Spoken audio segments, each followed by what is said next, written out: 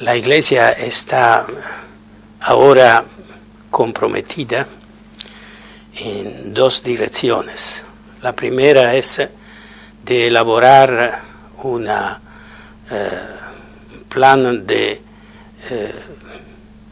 un itinerario mental y cultural para acudir dignamente la vida que va a su terminación terrena, con la atención y con las medidas adecuadas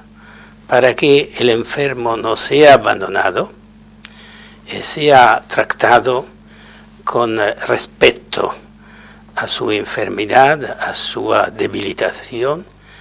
y a nivel de su dignidad. No se cumpla nunca una selección por la cual los que está debilitado sea abandonado como un ser humano de menor valor. Esta elaboración mental, cultural, porque el enfermo sea tratado con toda la dignidad, toda la solidaridad, se debe acompañar, es la segunda directiva, con una forma de asistencia en las obras que la Iglesia misma pone en acto, las casas de asistencias, los hospitales dirigidos por los religiosos, los hospices, nueva estructura, en estas obras que la Iglesia siempre ha acudido con mucha atención, ahora necesita una mejor organización en la situación social de hoy, en la cual muchas veces el enfermo se encuentra como abandonado, como con menor atención personal, especialmente en el momento final de la vida. No tiene espacio, tal vez, la personalización, el diálogo, la ayuda personal. Entonces, como recomienda la Evangelium Vitae, la encíclica de Evangelium Vitae,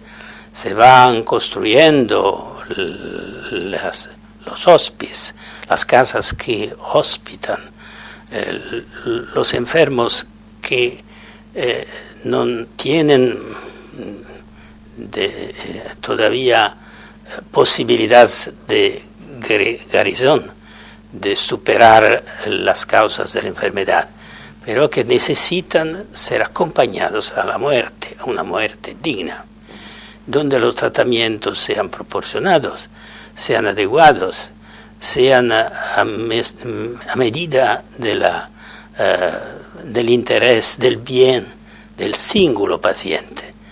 En una casa donde el dolor tiene su significado,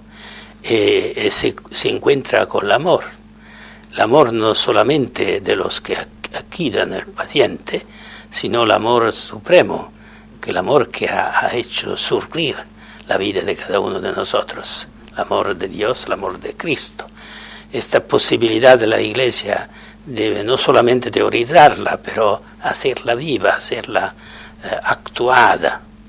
aunque la verdad, la enseñanza de la asistencia adecuada y el testimonio de una obra, de una actividad que produzca la asistencia adecuada de hecho. En este se comprende también la formación del personal médico, personal enfermero, voluntarios, psicólogos, todos los que pueden ayudar, los voluntarios, los pacientes mismos y la familia de cada paciente. Es un punto focal de la pastoral de la Iglesia, no de secundaria importancia, porque el momento de la muerte es un momento decisivo,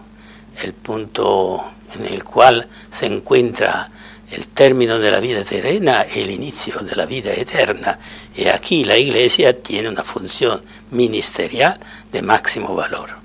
En la sociedad de hoy se encuentra una corriente de cultura por la cual